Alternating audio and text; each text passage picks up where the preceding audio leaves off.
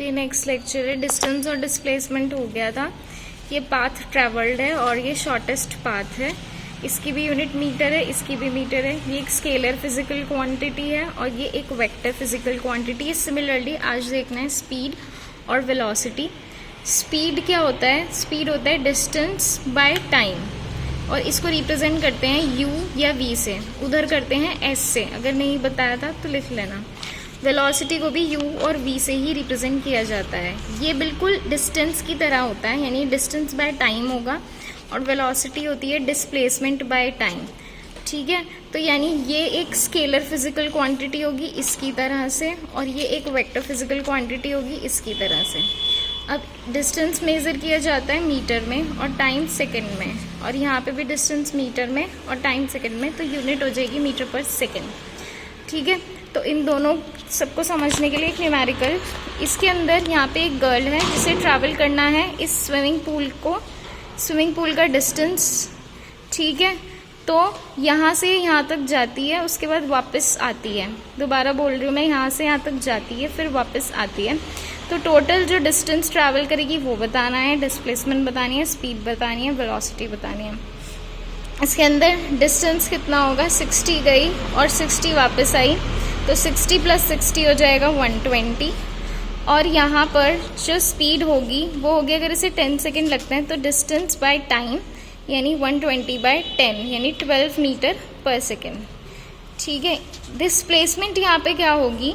जैसे मैंने पहले क्वेश्चन में बताया था कि अगर कोई बॉडी सर्कुलर मोशन कर रही होती है तो अगर वो जिस पॉइंट से शुरू करती है उसी पॉइंट पे वापस एंड करती है तो यहाँ पर डिस्प्लेसमेंट हमारी 0 होती है। इन द सिमिलर सिचुएशन यहाँ पर भी ये गर्ल यहाँ से यहाँ जा रही है और वापस यहीं जा रही है, तो डिस्प्लेसमेंट 0 हो जाएगी।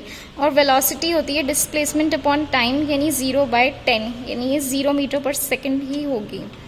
Next we will move on to another one topic which is uniform और नॉन यूनिफॉर्म मोशन। तो 2 काइंड ऑफ मोशन हमें इसमें देखने हैं। इसको समझने से पहले let us take an example. यहाँ पे ये ट्रक है और यहाँ आप हो और ये वॉच चल रही है। तो जब आपकी वॉच में टाइम 0 हो रहा था तो इसके अंदर डिस्टेंस 0 ट्रैवल था, जो उसका ऑडोमीटर होता है, जहाँ पे ट्रक का ऑडोमीटर दिखाता है कि कितना ये दूरी चल चुका है। इसके बाद जैसे ही 5 सेकेंड स्टॉप वॉच में आगे 5 सेकेंड बढ़ी तो इसका डिस्टेंस, क्योंकि ये मूव कर रहा है, 10 मीटर आगे चल दिया। जैसे ही 10 सेकेंड टाइम आया वैसे ही 20 मीटर डिस्टेंस आगे चल दिया। 15 सेकेंड टाइम इसने दिखाया, ऐसे ही 30 मीटर आगे चल दिया। यानी ये हर 10 मीटर आगे बढ़ रहा है। देखो 0 से 10, 10 का डिफरेंस, 10 से 20, 10 का डिफरेंस, 20 से 30, 10 का डिफरेंस। यानी ये 10-10 मीटर आगे चल रहा है हर 5-5 सेकेंड के बाद। इसका मतलब क्या हुआ? Equal distance in equal time.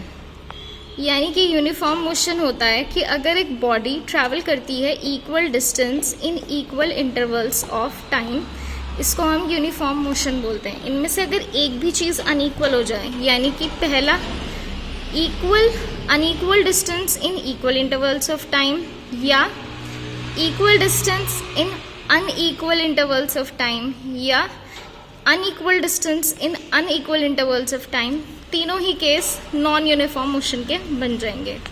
अभी तक यही।